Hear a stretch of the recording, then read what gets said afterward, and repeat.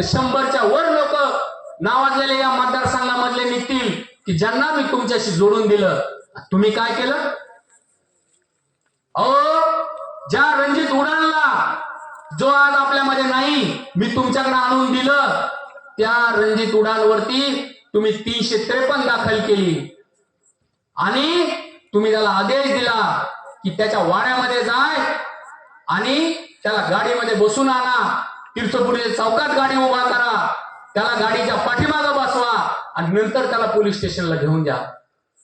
मी चिंचखेडला होतो तुमच्या सोबत आणि मी तुम्हाला घनसावंगीपर्यंत विनंती करीत होतो की साहेब मी त्याला पक्षामध्ये आणले, तुम्ही हे करू नका, हे चांगलं नाही. त्या उडान फॅमिलीचं सगळ्या तालुक्यामध्ये नाव आहे. मी खूप विश्वासाने शब्द देऊन त्यांना आपल्याकडे आणले, तुम्ही माझं ऐकलं नाही. तुम्ही त्याच्यावर 353 दाखल केली. झालं काय? तुमच्यामधून तो निघून गेला. असे एक नाही अनेक उदाहरणं मी तुम्हाला या ठिकाणी सांगू शकतो. म्हणून मित्र हो, मी आपल्याला सगळ्यांना विनंती करण्यासाठी या ठिकाणी आलेलो आहे की विनाकारण मी तुम्हाला या ठिकाणी बोलत नाही. विनाकारण सुखातला जीव कोणाची दुःखात घालण्याची इच्छा नसती. आम्ही 15-15 वर्ष 20-20 वर्ष चांगल्या लागलेल्या नोकऱ्या सोडून राजकारण समाजकारणामध्ये आलो. त्यावेळेस आमच्या डोक्यामध्ये हेतू होता. आणि पुन्हा एक लक्षात ठेवा की मी राजेश टोपेकडं कधीही गेलो नव्हतो.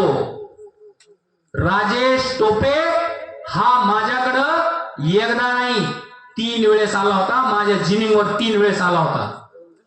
आणि तो आल्यानंतर, त्यांनी विनंती केल्यानंतर, त्यांनी शब्द दिल्यानंतरच मी राष्ट्रवादी काँग्रेस पक्षामध्ये गेलो.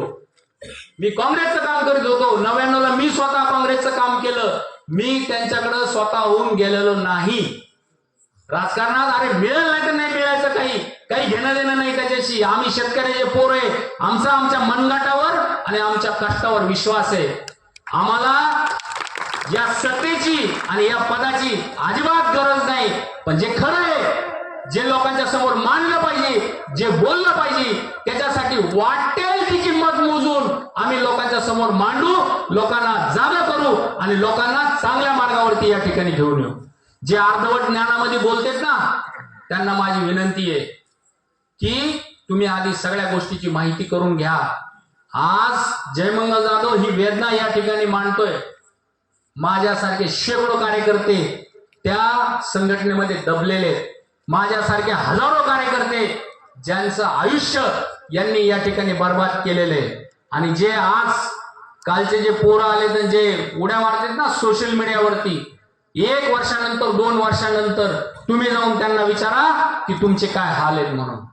मित्र हो, या मतदारसंघाची वाट लावण्याचं काम खऱ्या अर्थाने या नेतृत्वाने केलेलं आहे. आणि हे नेतृत्व गाडल्याशिवाय, संपवल्याशिवाय आणि यांना हरवल्याशिवाय या भागाचा विकास होणार नाही.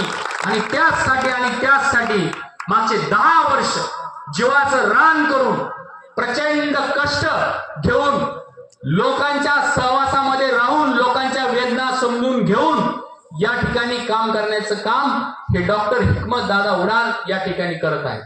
अतिशय सरळ, सज्जन आणि समजदार हा माणूस आहे. कधीही आम्ही त्यांच्या एवढे जवळचे पाहुणे असताना सुद्धा, आम्ही तुमच्यासारखे अनेक पाहुणे त्यांचे या मतदारसंघामध्ये असताना सुद्धा त्यांनी कधीही कोणत्या पाहुण्याला सांगितलं नाही की तुम्ही माझ्या पक्षामध्ये या, माझं काम करा आणि माझ्यासाठी मतदान मागा. एवढं विनयशील आणि चांगल्या संस्कारात वाढलेला हे नेतृत्व तुम्हाला आणि मला या ठिकाणी मिळालेले. आणि म्हणून मित्र हो, या नेतृत्वाला जपण्याचं काम, वाढवण्याचं काम हे तुम्ही आणि मी या ठिकाणी केलं पाहिजे.